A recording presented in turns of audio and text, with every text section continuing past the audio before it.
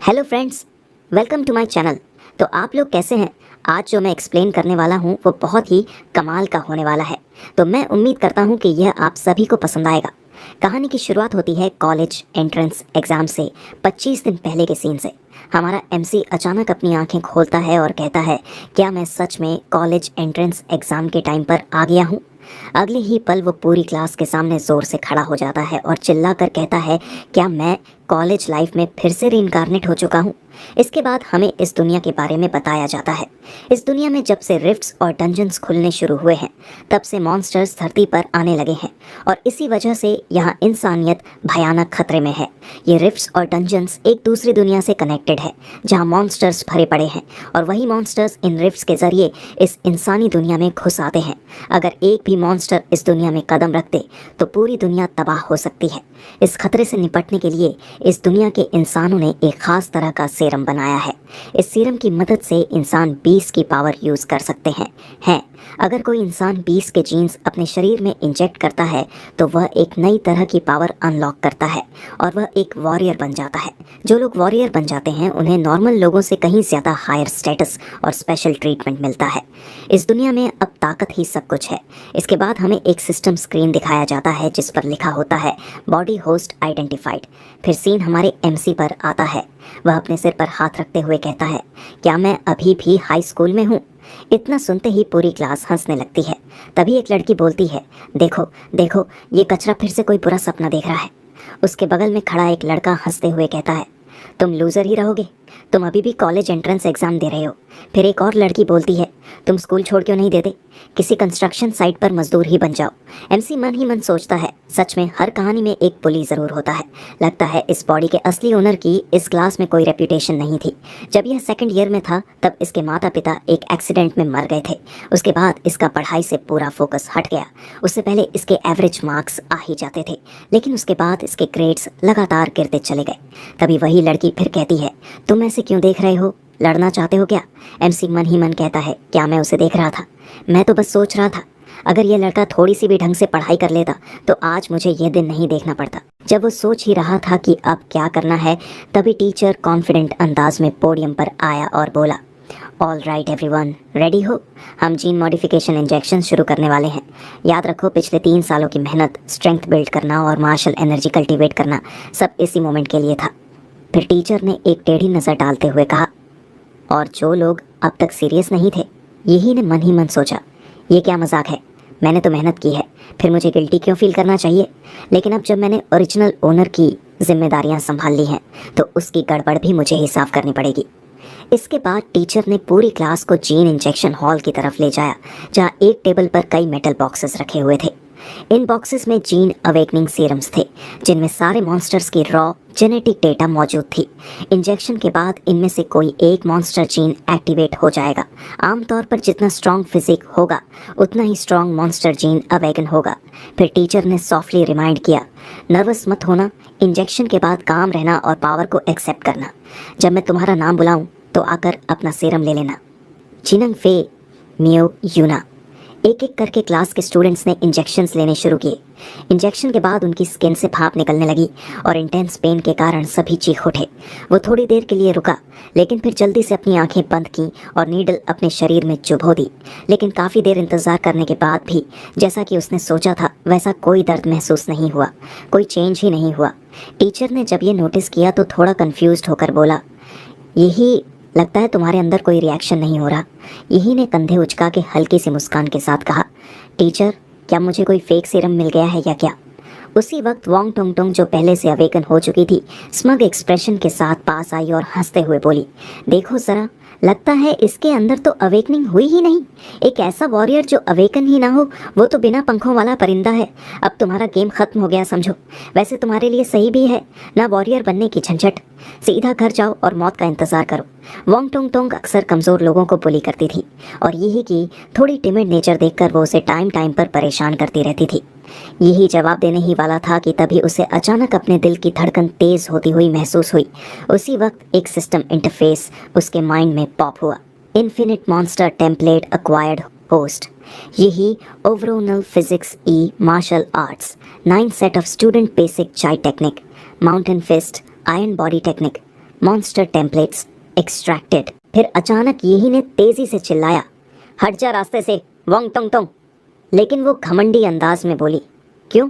मान लो तुम अवेकन नहीं कर पाए, अब एक्टिंग मत करो, मैं क्यों हटूं? यही ने अंदर के चेंजेस को सहते हुए दांत भींचकर धीरे से कहा, अगर अभी नहीं हटी तो बहुत देर हो जाएगी। अगले ही पल यही अवेकन हुआ, emperor demon Dimola bloodline ability के साथ। वोंग टोंग टोंग जो उसके बिल्कुल सामने खड़ी थी, एक पावरफुल शॉक वेव से ज़मीन पर दूर जाकर गिरी। बाकी स्टूडेंट्स भी उस शॉक वेव से दूर जा गिरे। कुछ तो इतने ज़्यादा प्रेशर से उल्टी तक करने लगे, लेकिन 2 स्टूडेंट्स ऐसे थे जो अनअफेक्टेड थे और उन्होंने मन ही मन सोचा, क्या कोई मुझसे भी ज़्यादा स्ट्रांग है?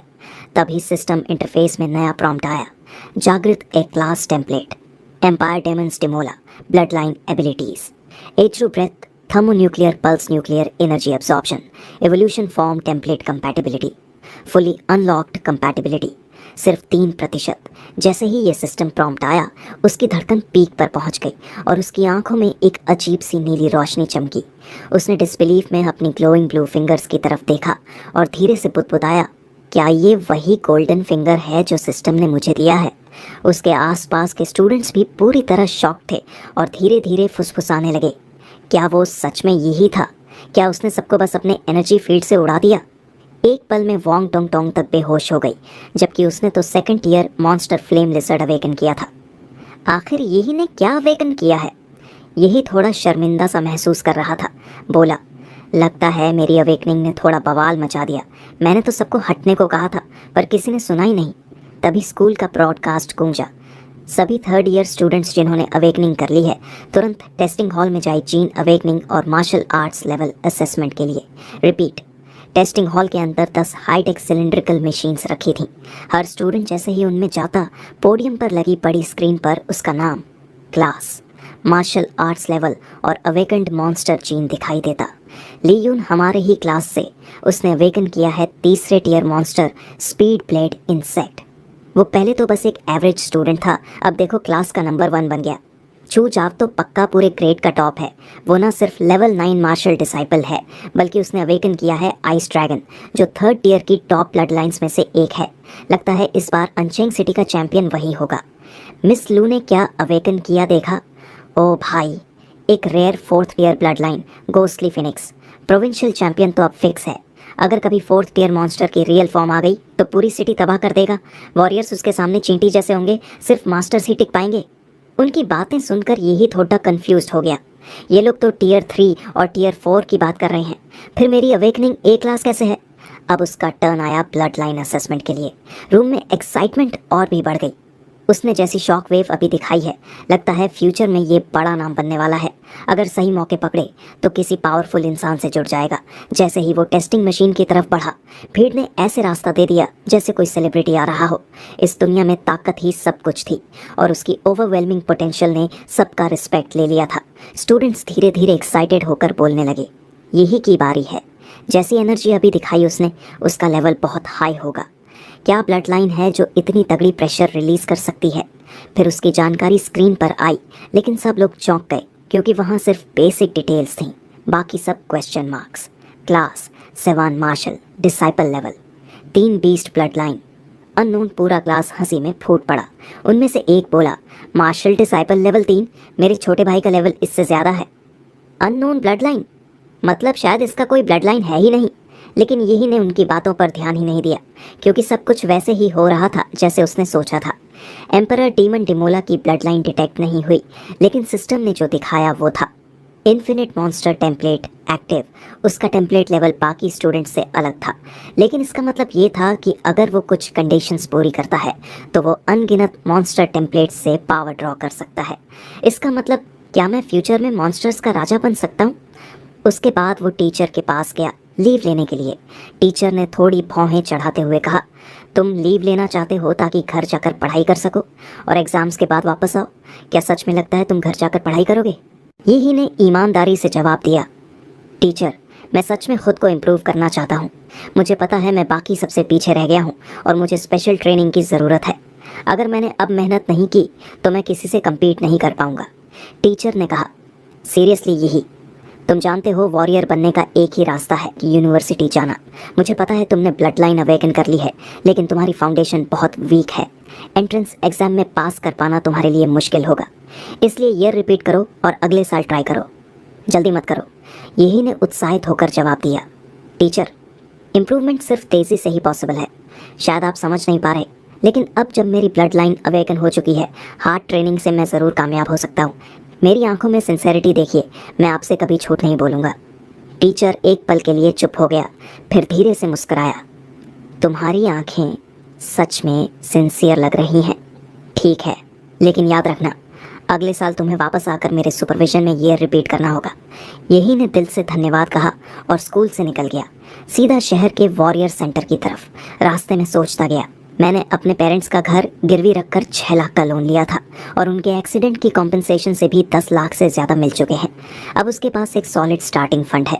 स्ट्रेंथ बढ़ाने के 2 रास्ते थे, पहला वॉरियर रैंक इंप्रूव करना, तो दूसरा एम्परर डीमन डिमोला के टेम्पलेट की कंपैटिबिलिटी बढ़ाना।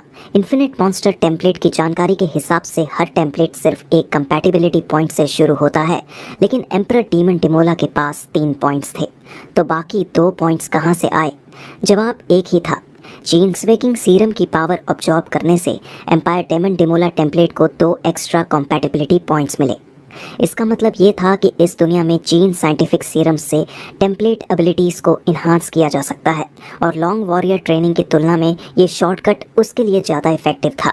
तो अब उसे जल्दी से सीरम खरीदना था ताकि जेनेटिक पावर बूस्ट की जा सके। स्टूडेंट आईडी स्वाइप करते ही वो वॉरियर सेंटर के अंदर गया। एम्परर डीमन डिमोला टेम्पलेट लोड होने के बाद उसमें एक स्पेशल परसेप्शन एबिलिटी एक्टिवेट हो गई थी, लाइफ मैग्नेटिज्म, जिसे वो वॉरियर्स की ब्लड लाइन्स में चलती हुई वाइटल एनर्जी और अंदर से आती बीस्ट की दहाड़ को साफ महसूस कर सकता था, जैसे उनके अंदर कोई फर्नेस हो। ये इंटेंस लाइफ सिग्नल देखकर उसका दिल तेज धड़कने लगा, लेकिन ये डर नहीं था, ये कॉन्कर करने की चाह थी। आखिरकार एम्परर डीमन डिमोला अपने वर्ल्ड के सभी मॉन्स्टर्स का राजा था। दुर्भाग्य से फिलहाल यही अभी भी एक रुकी था और सिर्फ कॉम्बैट ब्लड लाइन को दबा पाने में सक्षम था, लेकिन जैसे ही वो अपनी ताकत को फुली अनलॉक कर लेगा, वो इस दुनिया को दिखा देगा कि मॉन्स्टर किंग होना असल में क्या होता है। तभी किसी ने उसके कंधे पर हाथ रखा। छोटे भाई, दूसरों के अंदर झांकना अच्छी बात नहीं है। लगता है तुमने अभी अभी अपनी बीस्ट जीन अवेकन की है ना? शुरू में पावर कंट्रोल करना थोड़ा मुश्किल होता है, लेकिन तुम वॉरियर सेंटर में किस लिए आए हो? एक प्यारी सी बड़ी बहन ने मुस्कुराकर पूछा। यही ने हल्के से मुस्कुराते हुए जवाब दिया, ब्यूटीफुल सिस्टर, माफ़ करना, मेरा मतलब वो नहीं था। मैं जीन सीरम्स लेने आया हूँ, लेकिन ये जगह बहुत बड़ी है, समझ नहीं आ रहा कहाँ जाना है। क्या आप मुझे डायरेक्शन बता सकती हैं? महिला मुस्कुराई और बोली, जीन सीरम्स, तुम इस स्टेज पर इन्हें यूज़ करना चाहते हो? यही को लगा शायद इसमें कोई टैबू या रिस्ट्रिक्शन हो, जबकि महिला ने आगे समझाया, ऐसी कोई बड़ी बात नहीं है, लेकिन जीन सीरम्स बहुत एक्सपेंसिव होते हैं और इनसे ड्रग रेजिस्टेंस भी डेवलप हो सकता है। मतलब टाइम के साथ इनकी इफेक्टिवनेस कम हो जाती है। तो वॉरियर्स इसे यूजुअली तब यूज़ करते हैं जब उनकी ब्लड लाइन्स अपने पीक पर पहुंच चुकी होती है, ताकि फुल फ़ायदा मिल सके। फिर भी यही ने पूछा, एक जीन सीरम की कॉस्ट कितनी है? महिला ने जवाब दिया, तुम्हारे लेवल पर सिर्फ basic consolidation type serum use कर सकते हो, जिसकी कॉस्ट है करीब 4 लाख। यही चौंक गया, इतना महंगा? मेरी टोटल सेविंग्स से तो मैं मुश्किल से 5 सीरम्स ले पाऊंगा। इसलिए उसने फ़ौरन पूछा, क्या आप किसी को जानती हैं जो मुझे डिस्काउंट दिलवा सके? महिला ने उसे एक बिजनेस कार्ड दिया, Huang Haili, level 4 martial artist, और मुस्कुराते हुए बोली, ये लो, मेरा कार्ड रखो। एक एक्सपीरियंस्ड वॉरियर की रिकमेंडेशन से शायद तुम्हें डिस्काउंट मिल जाए। यही ने शुक्रिया अदा किया और फिर रास्ता पकड़ लिया। कुछ देर बाद वो वॉरियर हॉस्पिटल पहुंचा और वहां उसने 1,45,00,000 खर्च करके 4 जीन सीरम खरीदे। बाकी बची हुई अमाउंट से उसने कुछ बेसिक इक्विपमेंट और वेपन्स लिए। वॉरियर्स भले ही ज़्यादा कमाते हों, लेकिन उनका खर्च भी भारी होता है। ये ट्रिप उसे एक मिडिल क्लास आरामदायक लाइफ से सीधे लिविंग पे चेक टू पे चेक मोड में ले आया। घर पहुंचते ही वो ज़्यादा देर नहीं रुका, उसने फ़ौरन जीन सीरम्स इंजेक्ट करने शुरू कर दिए। जैसे ही लाइट ब्लू फ्लूइड उसकी नसों में बहा और पूरे शरीर में फैला, उसे महसूस हुआ जैसे उसके अंदर का खून उबाल मार रहा हो, जैसे कोई विशाल बीस्ट अंदर से खुशी से दहाड़ रहा हो। सारे सीरम्स इंजेक्ट करने के बाद एम्परर डीमन डिमोला टेम्पलेट की कंपैटिबिलिटी 3% से बढ़कर 7% हो गई।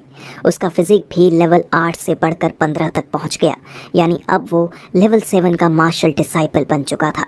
तो ऐसा लगता है इम्प्रूवमेंट। हर सीरम इंजेक्शन पर उसका फिजिक 2 पॉइंट्स बढ़ा, लेकिन आखिरी वाले पर सिर्फ 1 पॉइंट बढ़ा। मतलब जैसे जैसे बॉडी स्ट्रॉन्गर होती है, इम्प्रूवमेंट धीरे धीरे मुश्किल होता जाता है। लेकिन ये भी कम नहीं है। कुछ मिनटों में मैंने वो अचीव कर लिया जो दूसरों को 3 साल की ट्रेनिंग में मिलता। और ये तो सिर्फ मेरी नॉर्मल फिजिकल स्टेट है।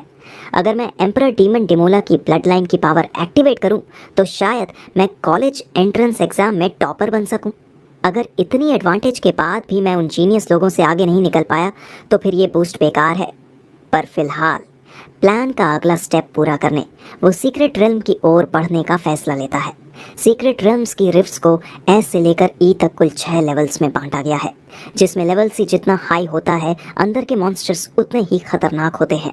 एस लेवल सीक्रेट रेल्म में तो मॉन्स्टर्स इतने ज़्यादा अनकंट्रोलेबल होते हैं कि अगर वो रियल वर्ल्ड में आ जाएं तो तबाही मच जाएगी। अब यही एंशेंग सिटी के 3rd लेवल की सीक्रेट रेल्म में एंटर कर चुका था, जहां उसे हैरानी हुई कि वहां इतनी कम भीड़ क्यों थी। शायद इसलिए क्योंकि ये एक पुराना सीक्रेट रेल्म था और इसके वैल्यूबल ट्रेजर्स पहले ही निकाल लिए गए थे। अब वहाँ बस कुछ लो लेवल मॉन्स्टर्स ही बचे थे, जो नए वॉरियर्स के प्रैक्टिस के लिए ठीक थे। फिर एंट्री गेट पर एक डेथ कॉन्ट्रैक्ट साइन करने के बाद उसे सीक्रेट रेल्म का एंट्री टिकट मिला। जल्द ही वो रिफ्ट के पास पहुंचा।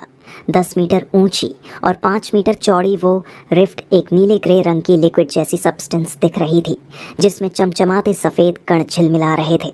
ये उसका पहला सीक्रेट रेल मिशन था और उसका एक्साइटमेंट जोरों पर था।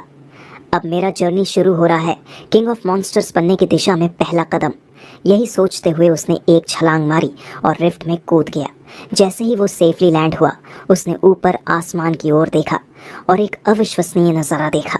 3 विशाल ग्रह, कंगलन स्टार, अनविल स्टार और तैजिन स्टार आसमान में एक साथ चमक रहे थे, मानो किसी साई-फाई मूवी का सीन हो। वो हैरान होकर बोला, पढ़ा तो था टेक्स्ट बुक्स में, लेकिन खुद एक्सपीरियंस करना अलग ही बात है। ये तो वाकई में कमाल है। लेकिन तभी उसकी नज़र पीछे घास में कुछ हिलते हुए पड़ी।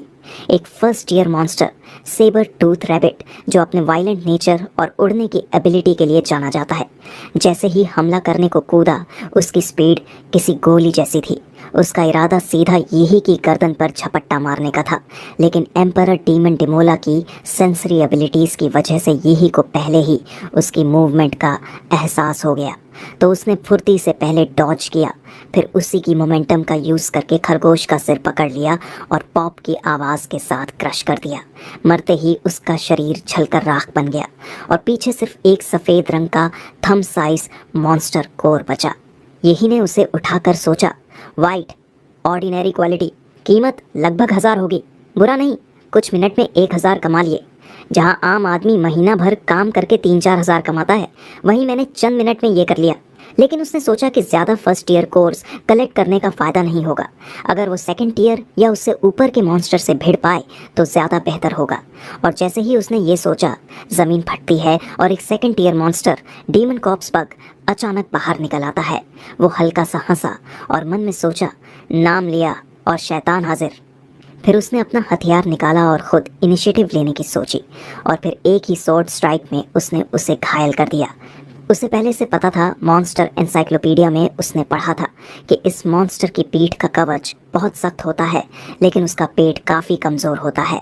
और जैसे ही उसकी तलवार वहाँ लगी, बदबूदार हरा खून ज़मीन पर गिरा और करोसिव निशान छोड़ गया। कॉर्प्स बग ने खुद को गेंद की तरह सिकोड़ लिया और उसके तेज़ ब्लेड जैसे इंसेक्ट लेग्स यहीं पर बिजली की तरह टूट पड़े। जिससे बचने के लिए यही ने तुरंत अपना माउंटेन फिस्ट टेक्निक यूज़ किया।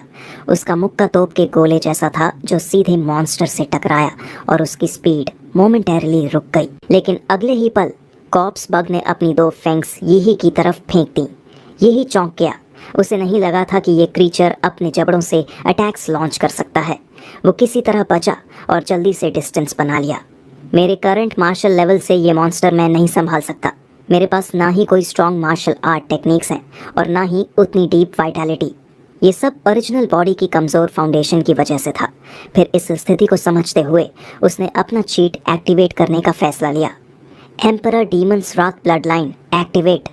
अगले ही पल उसकी स्किन नीली हो गई, प्यूपिल्स नीले नीलम जैसे चमकने लगे, आर्म्स पर टफ स्केल्स आ गए और उसकी वाइटैलिटी कई गुना बढ़ गई और उसके चारों तरफ एनर्जी का भंवर बनने लगा। उसके क्लॉज भी मॉन्स्ट्रस हो चुके थे। फिर एक ही स्विफ्ट मोशन में उसने डीमन कॉर्प्स बग का सिर पकड़ लिया। हथेली हाइड्रोलिक प्रेस की तरह बंद हुई और मॉन्स्टर का कवच टूट गया। फिर तुरंत उसने एक ज़बरदस्त स्वीप टेक्निक किया और कॉर्प्स बग को पेट से चीरकर 2 टुकड़ों में बांट दिया। अब जब उसकी फिजिक 21 पॉइंट्स तक पहुंच चुकी थी, सेकंड टीयर मॉन्स्टर को हराना जैसे बच्चों का खेल बन गया था। ट्रांसफॉर्मेशन डीएक्टिवेट होते ही उसकी स्किन पर वापस नॉर्मल हो गई, लेकिन उसके पोर्स से भाप निकलने लगी।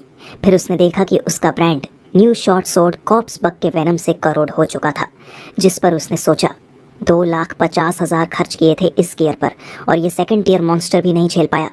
क्या घटिया क्वालिटी है। तभी उसके पेट से जोरों की आवाज़ आई, गड़गड़। उसे याद आया, अरे यार, ये तो मेरा पहला मॉन्स्टर हंट है। इतनी एनर्जी खर्च हुई और खाना कुछ लाया ही नहीं। वो परेशान ही था कि अचानक उसे खुशबू आई, बहुत स्वादिष्ट सी। उसने देखा कॉर्प्स बग का हरा मॉन्स्टर कोर अब भी एक ललचाने वाली खुशबू छोड़ रहा था, जिससे उसका शरीर इंस्टिंक्टिवली उस कोर को निगलना चाहता था। फिर बिना ज़्यादा सोचे उसने उसे निगल लिया। हार्ड क्रिस्टल जैसा कोर अंदर जाते ही लिक्विड में बदल गया और एक गर्म वेव की तरह शरीर में फैल गया, बिल्कुल जैसे जीन सीरम इंजेक्ट किया हो।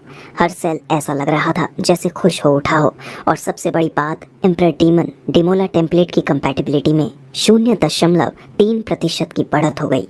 किसी ने सही कहा था, असली पावर हमेशा इंस्टिंक्ट से आती है। ये देखकर वो खुद को रोक नहीं पाया और खुशी से झूम उठा। आखिरकार उसने लाखों किंगडम कॉइन्स खर्च किए थे सिर्फ एक जीन सीरम के लिए, और उससे सिर्फ 1% कंपैटिबिलिटी बढ़ी थी। पर अब एक सेकंड टीयर मॉन्स्टर कोर ने ही 100% बढ़ा दी। मतलब कुछ मॉन्स्टर कोर्स की वैल्यू तो एक सीरम के बराबर ही हो सकती है, ऐसा उसने सोचा। फिर उसे याद आया, सेबर टूथ रैबिट का जो वाइट कोर गिरा था वो भी कम से कम 1% कंपैटिबिलिटी बढ़ा सकता है। ये सोचते ही उसकी आंखों में आंसू आ गए। साला, मैंने कितने पैसे वेस्ट कर दिए उन जीन सीरम्स पे। पर उसने उस फ्रस्ट्रेशन को मोटिवेशन में बदल दिया। अब तो आज रात पूरी तरह मॉन्स्टर हंट में झोंक दूंगा खुद को। इस पर थोड़ा सोचकर उसने अपनी एबिलिटी लाइफ मैग्नेटिज्म का इस्तेमाल किया ताकि पास के मॉन्स्टर्स की पोजीशन सेंस कर सके। अगले दिन दोपहर वो अनचिंग सिटी के तीसरे सीक्रेट रेल्म से बाहर निकला, एक बोरी में मॉन्स्टर कोर्स भरे हुए। चलते चलते उसने मन में सोचा, अब जब ओवरऑल फिजिक 15.8 और कंपैटिबिलिटी 9% तक पहुंच चुकी है, जिसे अब वाइट मॉन्स्टर कोर्स से उसे फ़ायदा नहीं हो रहा था, तो वह बाकी कोर्स को बेचने का सोचता है। इसलिए वो सीधा ट्रेडिंग पोस्ट पहुंचा और अपने पास के 20 वाइट कोर्स और 4 ग्रीन कोर्स टेबल पर रख दिए, जिन्हें देख क्लर्क ने उसे घूरते हुए कहा, भाई, एक हाई स्कूल स्टूडेंट ने इतने सारे मॉन्स्टर कोर्स कैसे जमा कर लिए? फिर जोड़ा कि सरकारी नियमों के हिसाब से उसे अपनी इस लूट से एक ग्रीन मॉन्स्टर कोर पाने के लिए 5 वाइट कोर्स सरकार को देने होंगे।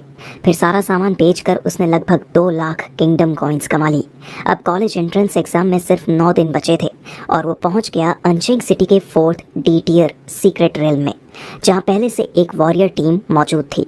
उनमें से एक ने कहा, कैप्टन लिन, इस बार शायद ब्लड जेड फ्लावर का बाउंटी मिशन पूरा हो ही जाएगा, है ना? सेकंड टीयर वॉरियर लिन ने जवाब दिया, हाँ, पिछले बार हमें उसका जनरल लोकेशन तो मिल गया था, लेकिन ओल्ड चेन घायल हो गया था, इसलिए वो इस बार नहीं आएगा। टीम के 2 और मेंबर बोले, पर अब हमारी टीम में सिर्फ 5 लोग हैं और डी टियर सीक्रेट रियल में एंट्री के लिए 6 लोग मिनिमम चाहिए। जिस पर कैप्टन लिन ने पीछे इशारा करते हुए कहा, नो वरीज, मैंने एक एजेंसी से कांटेक्ट किया था, वो हमारे लिए एक नया वॉरियर लेकर आए हैं। तुम ही हो ना, लेवल 9 के मार्शल डिसाइपल टेटजिला? यही ने हंसते हुए सिर हिलाया और सोचा, क्योंकि मैं अब भी स्टूडेंट हूँ, मैं डी टियर रेल में डायरेक्टली एंटर नहीं कर सकता, इसलिए मुझे एक ब्लैक मार्केट एजेंट के जरिए फेक आइडेंटिटी बनवानी पड़ी और उस पर 1 लाख क्रेडिट खर्च कर दिए। स्कैम था पूरा। लिन थोड़ा चौंका, डेटजिला, ये कैसा अजीब नाम है? यही ने फ्लैटली जवाब दिया, ओरिजिनल नाम नहीं दे सकता, कॉपीराइट इन्फ्रिंजमेंट का खतरा है। लिन ने ठंडी सांस ली और कहा, ठीक है, तो ए बस एक कोड नेम ही है। तुम्हारा लेवल 9 का मार्शल डिसाइपल स्टेटस देखकर तुम्हें बस ऑब्जर्व करने का मौका देंगे, पर याद रखना, हमें पीछे मत खींचना। उसका ऐसा सीरियस एक्सप्रेशन देखकर यही ने मन में सोचा, कम से कम ये बंदा मिशन शुरू होने से पहले जिम्मेदारियां क्लियर कर रहा है। ऐसे लोग ज़्यादा भरोसेमंद होते हैं बजाय उनके जो बाद में ब्लेम डालते हैं। टीम तैयार हुई और सब लोग एक ऑफ रोड व्हीकल में बैठकर सीधे सीक्रेट रिलम की तरफ बढ़ गए। इस बार उनका डेस्टिनेशन था एक बड़ा सा डेजर्ट। इस मिशन में उन्हें ढूंढना था एक रेयर प्लांट, जेड फ्लावर। पिछली बार जब वो इसी रेल में आए थे तब उन्होंने ब्लड जेड फ्लावर का लोकेशन तो ढूंढ लिया था, लेकिन वहाँ एक सेकंड टियर मॉन्स्टर था जिसके पास था चैंपियन लेवल ब्लड लाइन, तो वह उसे ले नहीं पाए। गाड़ी रेगिस्तान में धूल उड़ाते हुए भाग रही थी, जबकि यही सोच रहा था, पहली बार रेन फॉरेस्ट, अब डेजर्ट, लगता है सीक्रेट रिल्म्स अलग अलग वर्ल्ड से जुड़े होते हैं। तभी ज़मीन से कुछ चूहे टाइप के मॉन्स्टर्स निकले और गाड़ी के पीछे पीछे दौड़ने लगे। टीम का मेंबर हुड, जो काफ़ी कम बोलता था, उसने तुरंत कुछ क्रिस्टल आयरन डार्ट्स फेंके। हर डार्ट सीधा टारगेट के सिर में लगा और उसमें भरी मार्शल एनर्जी ने मॉन्स्टर्स का काम तमाम कर दिया। कुछ देर बाद गाड़ी एक ओएसिस के पास रुकी। ब्लड जेड फ्लावर इसी जगह था, लेकिन यहाँ के मॉन्स्टर्स काफ़ी सेंसिटिव थे। इंजन की आवाज़ भी उन्हें अलर्ट कर सकती थी, इसलिए सबने तय किया कि अब से पैदल चलना होगा। टीम लीडर लिन ने सबको टास्क दिए। शियाओ शिया, तुम ग्रेनेड फेंककर मॉन्स्टर को बाहर निकालो। शियाओ वू और हुड, तुम ट्रैप्स लगाओ। होल्ड लू, कवर फायर देना, मैं फ्रंट लाइन लूँगा। और डेडजिला, तुम पीछे रहना और सिर्फ ऑब्जर्व करना। यही ने सिर हिलाया। No problem. अगले ही पल टीम ने पोजीशंस ले ली। शॉकवेव ग्रेनेड आसमान में गया और जोरदार धमाका हुआ। साथ ही एक भारी एनर्जी का झटका फैला, जिससे कई मॉन्स्टर्स को लगा कि कोई उनकी टेरिटरी में घुस आया है। कुछ ही सेकंड में ओएसिस की तरफ से एक जबरदस्त गड़गड़ाहट सुनाई दी, जैसे सैकड़ों जंगली जानवर उनकी तरफ दौड़ रहे हो। अगले ही पल एक 10 मीटर लंबा सेकंड टियर मॉन्स्टर अर्थ ड्रैगन गर्जन करता हुआ पेड़ों को तोड़ता टीम की तरफ पूरी ताकत से चार्ज करने लगा। तब हुड ने चिल्लाते हुए कहा, न्यू गाय, संभल जा, मॉन्स्टर तुम्हारी तरफ आ रहा है। पास खड़े सभी टीम मेंबर्स ने फौरन ट्रैप्स एक्टिवेट कर दिए और अर्थ ड्रैगन पर एक मोटा सा ट्रैंक्विलाइजिंग गैस का बादल छा गया। ये खास गैस स्पेशली मॉन्स्टर्स के लिए बनी थी, इतनी ताकतवर कि एक व्हेल को भी कुछ बूंदों में सुला दे। लिन, जो पहले से तैयार खड़ा था, उछलते हुए अपनी टन भारी एलोय सोर्ड लेकर हवा में गया। उसका वार इतना तेज था कि हवा को चीरते हुए सीधे एक ही झटके में अर्थ ड्रैगन का सिर काट दिया। चारों तरफ खून का फव्वारा छूटने लगा। टीम को लगा कि अर्थ ड्रैगन का काम तमाम हो गया है और वो लोग आगे ब्लड जेड फ्रूट की तलाश में बढ़ने ही वाले थे कि तभी अर्थ ड्रैगन अचानक से उठा और अपनी भारी पंजे से लिन पर हमला कर दिया। लेकिन सौभाग्य से यही सतर्क था। उसने फौरन अपनी माउंटेन फिस्ट टेक्निक का पूरा दम लगाया और एक जोरदार पंच में अर्थ ड्रैगन को पूरी तरह खत्म कर दिया, जिसे देख पूरी टीम हैरान थी। यही जो सिर्फ एक फर्स्ट ईयर मार्शल आर्टिस्ट था, उसने कैसे इस खतरनाक सेकंड ईयर मॉन्स्टर को हरा दिया। अब किसी को भी वो कमज़ोर या बोझ नहीं लग रहा था, बल्कि सबने उसे एक भरोसेमंद टीममेट मान लिया। अर्थ ड्रैगन के मरते ही ओएसिस साफ हो गया और टीम सीधे उस एक लेक के सेंटर तक पहुंच गई जहां ब्लड जेड फ्रूट मौजूद था। ये रेयर आइटम सिर्फ बहुत लो चांस पर ही पैदा होता है और कहा जाता है कि ये वॉरियर के शरीर को क्लींस करता है और उसकी फिजिकल पोटेंशियल को काफ़ी हद तक बढ़ा सकता है। इसीलिए इसकी बहुत मांग होती है, लेकिन मार्केट में ये बहुत रेयरली ही दिखाई देता है। इसे पाने की खुशी में लिन जैसे ही सेलिब्रेट करने वाला था, तभी टीम का ही एक मेंबर हुड अचानक से धोखा देता है। उसके पेट में पॉइजन डैगर घोंपकर इसे बाकी टीम मेंबर्स हैरान रह गए। ये क्या कर रहे हो हुड? लिन ने जोर से चिल्लाते हुए एक वार किया। हुड, तू कर क्या रहा है? जबकि हुड फुर्ती से पीछे हट गया और वार से बच निकला। इसी दौरान एक गंजा और खतरनाक दिखने वाला आदमी सामने आया और हंसते हुए बोला, क्या चल रहा है? साफ दिख रहा है ये तो एक जैकपॉट है। यही चौंक गया। टीम को पहले से इस बंदे के बारे में पता था।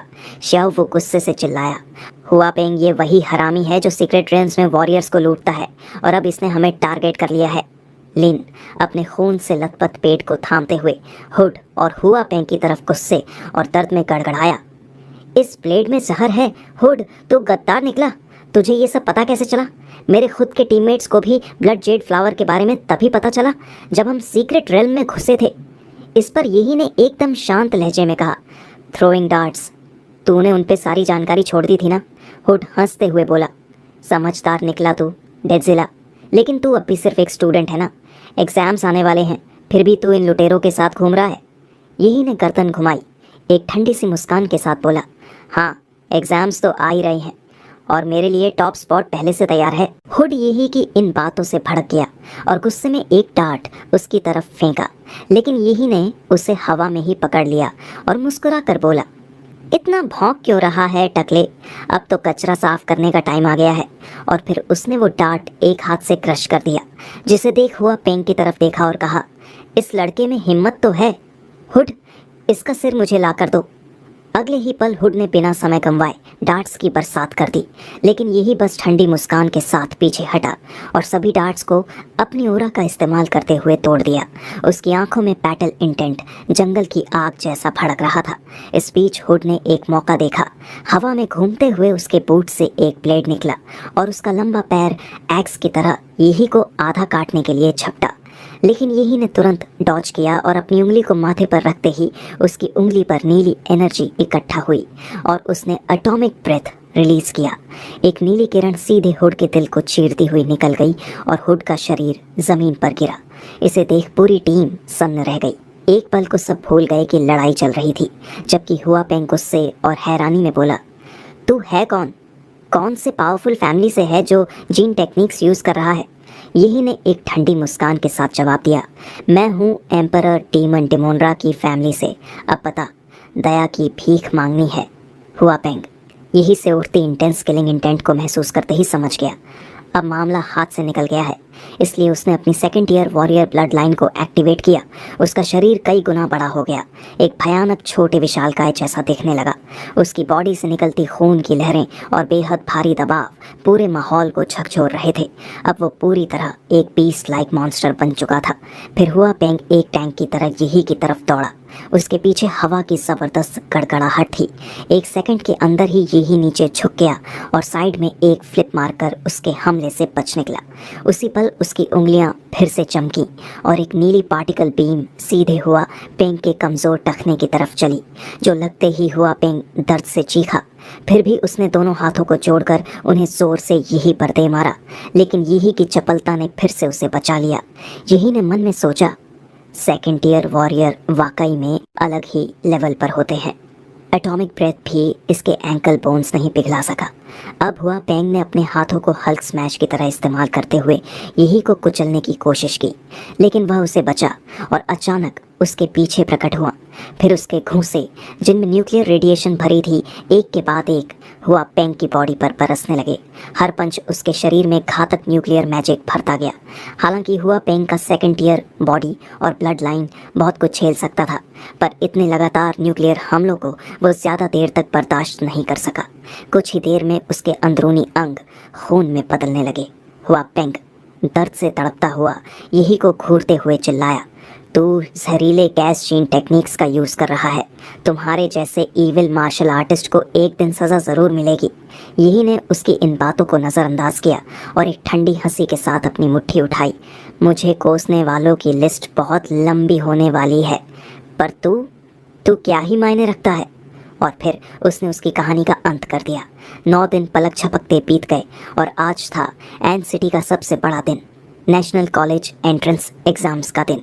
पूरा देश लाइव ब्रॉडकास्ट पर ट्यून था। होस्ट ने स्क्रीन पर आते ही छात्रों को शुभकामनाएं दी और फिर नियम समझाए। एग्ज़ाम एक टूर्नामेंट फॉर्मेट में था। जगह थी एन सिटी का सेंट्रल स्पोर्ट्स अरीना, जहां छात्र जोड़ी में मुकाबला करेंगे। जो जीतेगा वही अगले राउंड में जाएगा। पूरा एग्ज़ाम 3 दिन का था। पहले 2 दिन प्रीलिम्स और फिर जो आगे बढ़ेंगे वे तीसरे दिन फाइनल्स तक लड़ते रहेंगे जब तक टॉप स्कोरर ना मिल जाए। होस्ट ने आखिर में कहा, तुम सब मानवता का भविष्य हो। इस बार खुद के लिए और इंसानियत के लिए लड़ो। और इसी के साथ N city's college entrance exams आधिकारिक रूप से शुरू हो गए। जैसे ही होस्ट की आवाज़ खत्म हुई, सारे कैंडिडेट्स धीरे धीरे अरीना की तरफ बढ़ने लगे। अरीना नंबर 6 पर मैच था यही और वोंग टोंग टोंग के बीच, लेकिन उस वक्त यही वहां पहुंचा ही नहीं था। तो होस्ट ने अनाउंस किया, नियमों के अनुसार अगर यही मैच शुरू होने के 5 मिनट बाद भी नहीं आया तो उसे डिस्क्वालीफाई कर दिया जाएगा।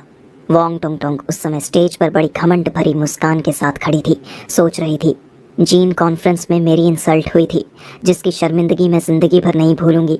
मैंने सोचा था फ्लेम लिजर्ड से यही को सबके सामने नीचा दिखाऊंगी, लेकिन वो डरपोक तो आया ही नहीं। कितनी शर्मनाक बात है। ऑडियंस में भी बातें होने लगीं, कितना डरपोक है ये लड़का, एग्ज़ाम में आने की हिम्मत भी नहीं हुई इसे। ऐसे लोगों को स्कूल में नहीं सड़कों की सफाई में होना चाहिए। उसी वक्त रेफरी ने सीटी बजाई और कहा, टाइम्स अप। एनसीटी के फर्स्ट हाई स्कूल के यही को डी वो अपनी बात पूरी करता उससे पहले पूरे मैदान में एक ज़बरदस्त एनर्जी लहराई। लोगों ने ऊपर देखा, ये क्या कोई उड़ रहा है? इतनी ताकत तो बस कोई मॉन्स्टर लेवल वॉरियर के पास ही हो सकती है। उस मिस्टीरियस फिगर ने सीधा अरीना पर लैंड किया, इतनी जोर से कि पूरा प्लेटफॉर्म हिल गया। धूल छटते ही पता चला वोंग टोंग टोंग अब भी शॉक में थी, और तभी स्विंगल एक जोरदार किक उसके चेहरे पर पड़ी और वो सीधा स्टेज के बाहर अनकॉन्शियस जा गिरी। यही ने देखा और कैजुअली बोला, बच गया, वरना अगले साल फिर आना पड़ता। होस्ट चिल्लाया, विनर यही ने हल्की सी हंसी में कहा, बस इतना ही? ये तो बहुत इजी था। इस नज़ारे से ऑडियंस पागल हो गई। क्या ताकत है यार, सिर्फ एक किक में अपोनेंट ढेर। जिस अंदाज में वो आया पूरी तरह हेवनली किक था। यही तो लिटरली एक वन किक में निकला। उसी समय सिस्टम स्क्रीन पर उसके नए स्टैट्स आए। Overall physique 226, compatibility 20%। फिर यही ने गर्व से कहा, thank you captain Lin, blood jade fruit ने मेरी बॉडी को पूरी तरह बदल दिया। इसी वजह से मुझे आने में देर हो गई थी, लेकिन अब असली परफॉर्मेंस शुरू होगी। उसके बाद यही ने लगातार 3 और मैच खेले, तीनों में एक ही किक, 3 जीत, कोई हेजिटेशन नहीं। ऑडियंस चिल्ला रही थी, यही वन किक मैन, होस्ट ने अनाउंस किया। N city first high school से यही 3 लगातार जीत के साथ तीसरे राउंड में प्रवेश करता है। इस स्टैंड्स में भीड़ जमा हो गई थी। लोग यही से कांटेक्ट मांगने लगे, कुछ अपने कॉलेजेस रिकमेंड कर रहे थे। तभी एक रिपोर्टर ने पूछा, यही क्या आपकी कोई ड्रीम यूनिवर्सिटी है? जैसे ही रिपोर्टर ने सवाल पूछा, यही की आंखों में एक चमक आई और उसने बड़े कॉन्फिडेंस के साथ जवाब दिया, सॉरी, मेरा एम है होंगडू यूनिवर्सिटी। ये सुनते ही जो भी लोग उसके आसपास खड़े थे एकदम से गायब हो गए, जिसे देख यही ने एक लंबी सांस लेते हुए कहा, क्या हुआ, तुम लोगों को यकीन नहीं हुआ? खैर, मैं ब्लेम नहीं कर सकता। होंगडू यूनिवर्सिटी शिया कंट्री की सबसे टॉप मार्शल आर्ट्स यूनिवर्सिटी है, जो पूरे वर्ल्ड की टॉप 5 में गिनी जाती है। एक ऐसा होली प्लेस जहां सिर्फ एलीट वॉरियर्स जाते हैं। एन सिटी जैसे शहरों से वहां पहुंचना मुश्किल है, लेकिन कोई बात नहीं, वॉरियर्स की पहचान उनकी ताकत से होती है, और जब मैं टॉप स्कोरर बनूंगा तब देखेंगे सब। उसी वक्त 2 एग्जामिनरों ने यही की परफॉर्मेंस नोट की और उसके पास आकर बोले कि तुम्हारा मार्शल आर्टिस्ट लेवल फिर से टेस्ट करना होगा। स्कैनर से जांच करते ही एग्जामिनर हैरान रह गए। सिर्फ आधे महीने पहले ये लड़का लेवल 3 का मार्शल डिसाइपल था और अब ये लेवल 9 पर पहुंच गया। फिर आगे जोड़ा कि जांच करने पर उन्हें पता चला था कि यही ने स्कूल के बाद कई बार ईटियर सीक्रेट रियम्स में जाना शुरू कर दिया था। तो उससे पूछा गया, इतने डेंजरस जगहों पर एग्ज़ाम से पहले क्यों गए? यही ने कैजुअली जवाब दिया, खुद को संभालने के लिए। मेरे पापा ने मरने से पहले एक मैसेज छोड़ा था कि अगर आम इंसान से ऊपर जाना है तो इंसान होना छोड़ना पड़ेगा। इसीलिए मैं सीक्रेट रियम्स में जा रहा हूँ, लड़ रहा हूँ और अपने जेनेटिक लॉक्स तोड़ रहा हूँ। एग्जामिनर ये सुनकर एकदम फ्रीज हो गया। क्या सच में जेनेटिक लॉक तोड़ा? ये सीरियस है? और तुरंत रिपोर्ट करने के लिए निकल गए। अब यही को लगने लगा कि वो अब एक इम्पॉर्टेंट निगरानी का टारगेट बन गया है। फिर घर जाकर जैसे उसने अपने फ़ोन पर लाइव स्ट्रीम देखी, जिसमें एग्ज़ाम में पार्टिसिपेंट करने वाले स्टूडेंट के माता पिता से और दोस्तों से इंटरव्यू लिया जा रहा था, जिनमें वह उनका हौसला बढ़ा रहे थे। इसे देखते हुए उसने उदासी में कहा, लेकिन कोई नहीं है जो मेरे लिए चीयर कर सके। मैं एक ऑर्फन ही हूँ जिसके लिए कोई चीयर नहीं करेगा। लेकिन ऐसा नहीं था, उसके टीचर उसके लिए चीयर कर रहे थे। टूर्नामेंट के अगले दिन वो फिर से अरीना में उतरा।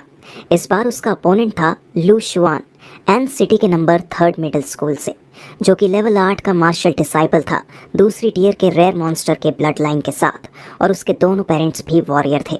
जबकि यही ने बोर्डम से उसकी तरफ देखा और हाथ से इशारा किया, पहला मूव तू कर।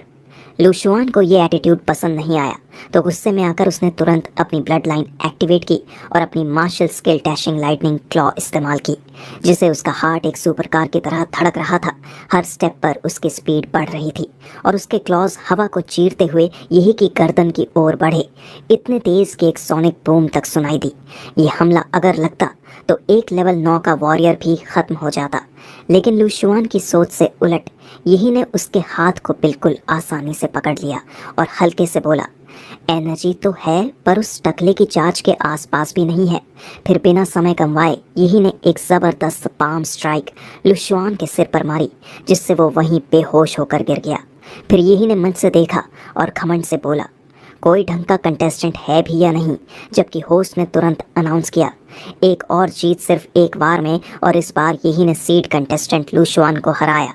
इससे दर्जनों हाई स्पीड कैमरास यही पर फोकस हो गईं। हर एंगल से उसके शॉट्स लाइव स्ट्रीम में आ रहे थे। पूरा ब्रॉडकास्ट बज़ कर रहा था। व्यूअर्स कमेंट्स से भर गए थे। लू शुआन तो इतना खतरनाक लग रहा था और एक पल में ज़मीन पर पड़ा है। यही की स्ट्रेंथ बाकी कैंडिडेट से कहीं ऊपर है। मार्शल आर्ट से भरे इस ज़माने में यही की ओवरवेलमिंग पावर ने हर देखने वाले के अंदर जोश भर दिया। छू जाओ जो दूर से मैच देख रहा था कि उसने देखा कि लू शुआन को मेडिक्स उठाकर ले जा रहे हैं। उसकी आंखों में तेज़ डिटर्मिनेशन आ गया। उसने इंस्टिंक्टिवली अपनी मुट्ठियाँ भींच लीं और बोला, जैसा मैंने सोचा था तू ही है जिसे मैं फॉलो कर रहा हूँ। फाइनल्स में तुझे हरा कर दिखाऊंगा। जबकि इसी बीच होंगडू यूनिवर्सिटी के एडमिशन हेड ने यही की परफॉर्मेंस देखकर तुरंत डिमांड किया, आधे घंटे के अंदर इस लड़के की पूरी जानकारी चाहिए। यही का मैच खत्म होते ही दूसरे ग्रुप का क्वालिफायर मैच शुरू हो चुका था। ये मैच और भी ज़्यादा इंटेंस था क्योंकि इस बार दोनों कम्पिटिटर्स थीं टॉप टियर ब्यूटीज़ जिनकी सोशल मीडिया पर मैसिव फॉलोइंग थी।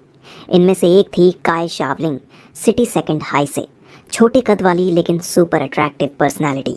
उसके लॉन्ग गोल्डन पिगटेल्स हवा में लहराए और उसने अपनी ओपोनेंट लू चिंगजू को एक टीजिंग नज़रों से देखा और बोली, तुम्हारे जैसे एक्सप्रेशनलेस रोबोट्स मुझे बिल्कुल पसंद नहीं। लेकिन लू चिंगजू ने कोई जवाब नहीं दिया, बस हल्की सी झुककर नमस्ते किया।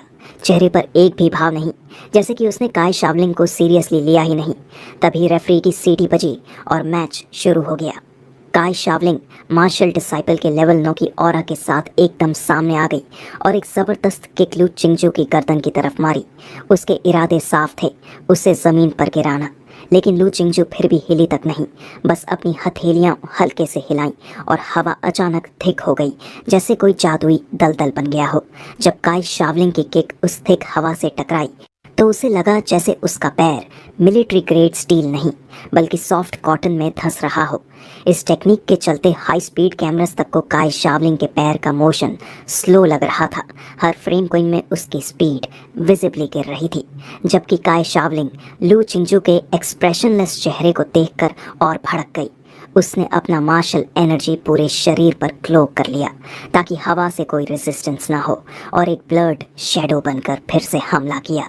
जैसे ही काई शावलिंग ने लू चिंगजू के चारों ओर घूमते हुए सही मौका तलाशा, फिर उसने अचानक एक तेज पाम स्ट्राइक मारी उसकी कमर की तरफ। लेकिन जैसे ही उसका हाथ पहुंचने वाला था, लू चिंगजू ने उसे रोक दिया। तभी उसे एहसास हुआ कि ये सब एक उसका ट्रैप था। इसलिए उसने फौरन हाथ पीछे खींचने की कोशिश की, लेकिन ठीक उसी वक्त हवा में ज़बरदस्त सक्शन पैदा हुआ जिसने उसके हाथ को वहीं जकड़ लिया। लू चिंगजू ने पहली बार कदम बढ़ाया, उसकी पतली उंगलियां बाहर आईं और अब वो जेड जैसी चमक रही थीं। लिव स्ट्रीम पर जो वॉरियर स्पेक्टेटर्स देख रहे थे, उनकी आंखें फटी की फटी रह गईं। ये तो प्राइमोडियल कियोस फिंगर है, स्विंग शीन हुआंग मार्शल टेक्निक, मोहन शेट्टी का सबसे आइकॉनिक मूव।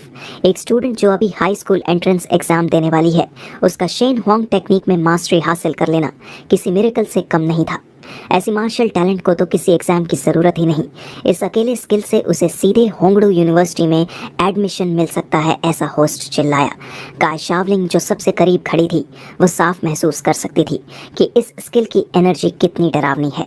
अगर अब उसने अपना ट्रम्प कार्ड इस्तेमाल नहीं किया तो ये उसका आखिरी मौका होगा।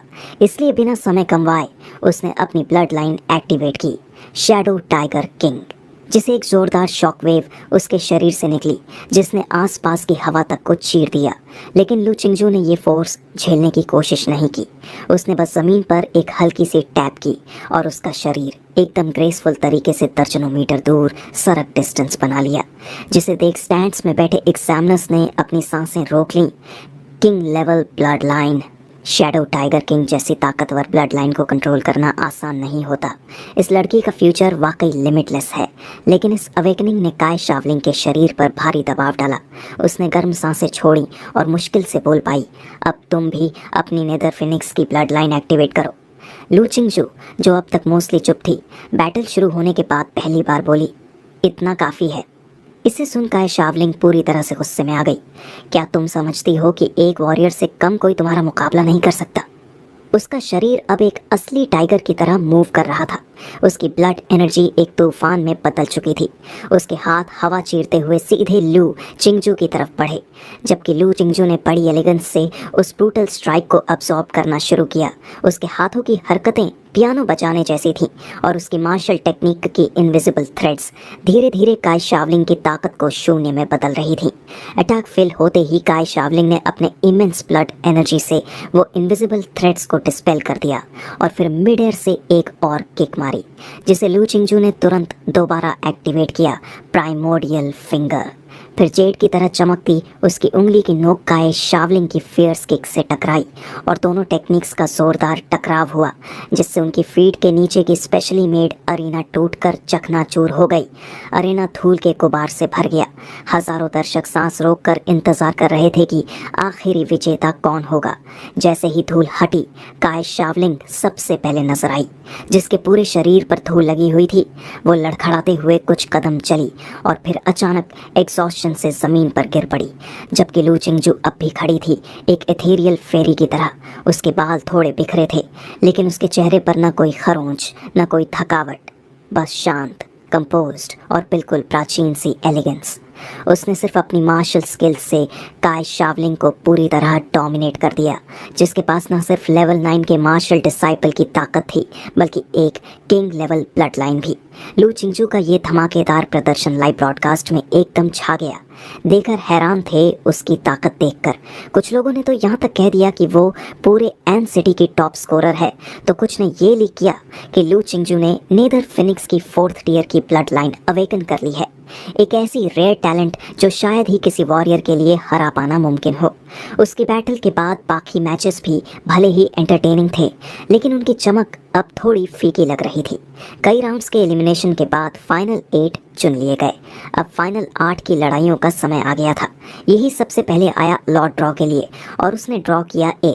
तभी 1-2 मीटर लंबा मस्कुलर जायंट यही की तरफ देखता है और अपना ड्रॉ दिखाता है। ए भी, लगता है हमारी टक्कर पक्की है, उसने कहा। उसका नाम था शेन गुआन, किन फेंक प्राइवेट हाई से। फिर उसने सिर हिलाकर खुद को इंट्रोड्यूस किया। शेन गुआन बोला, हमारी फाइट सेकंड मैच है, तो तब तक पहले मैच को देखते हैं। फिर उसने ऊपर लगे बिग स्क्रीन की ओर इशारा किया। पहला मैच था लू शी, किन फेंग प्राइवेट हाई से और छू झाव अनचेंग सिटी के फर्स्ट हाई से, जिसे देखते हुए शेन गुआन कैजुअली यही से बात करने लगा। लू शी बड़ा टैलेंटेड है, साथ ही रिपीट स्टूडेंट भी है, जो इस बार सीधे होंगडू यूनिवर्सिटी को टारगेट कर रहा है। उसने अपनी ब्लड लाइन पर बहुत अच्छी मास्टरी पाई है, लेकिन फिर भी उसका मुकाबला छू झाव से नहीं हो सकता। वो हाँ, छू झाव तो तुम्हारे ही स्कूल का है, अनचेंग सिटी के फर्स्ट हाई से, तो तुम उसे ज़रूर जानते होगे। उसी वक्त होस्ट ने माइक उठाया और ऐलान किया, टॉप 8 क्वालिफायर्स का पहला मैच खत्म हुआ। अनचेंग सिटी के फर्स्ट हाई का छू झाव जीत चुका है। ये सुनते ही किन फेंक प्राइवेट हाई के प्रिंसिपल का चेहरा लाल हो गया। वो गुस्से में बोला, साला पहले ही राउंड में हार गए। फिर यही ने शान गुआन से पूछा, लूशी तेरे मुकाबले कैसा है? इसका शेन गुआन ने हल्की मुस्कान के साथ जवाब दिया, मैं मार्शल आर्ट्स प्रेसिडेंट हूँ अपने स्कूल का, लेवल 3 का वॉरियर। फिर कॉन्फिडेंट अंदाज में बोला, मेरे दोनों टीममेट्स मिलके भी मुझसे नहीं जीत सकते। फिर अचानक उसने अपनी नज़र यही की तरफ मोड़ी और गंभीर लहजे में बोला, पर सच कहूँ तो इस एग्ज़ाम में तू ही मेरा सबसे बड़ा राइवल है। मेरा सेंस काफ़ी शार्प है। मुझे महसूस होता है कि तू एक सोता हुआ ज्वालामुखी है जिसके अंदर एक जानवर छुपा है। चल अब हमारी बारी है। इतना कहकर यही और शेन गुआन साथ में इरीना की तरफ बढ़ने लगे। भीड़ जोश में चिल्ला रही थी और तभी होस्ट ने जोर से ऐलान किया, टॉप 8 का सेकंड मैच अब शुरू होने जा रहा है। शेन गुआन जो किन फेंग प्राइवेट हाई से है और यही जो अनशेंग फर्स्ट सीनियर हाई से है। फिर होस्ट ने पूरे जोश में अनाउंस किया, जो भी आज का चैंपियन बनेगा उसे मिलेगा एक बहुत ख़ास इनाम।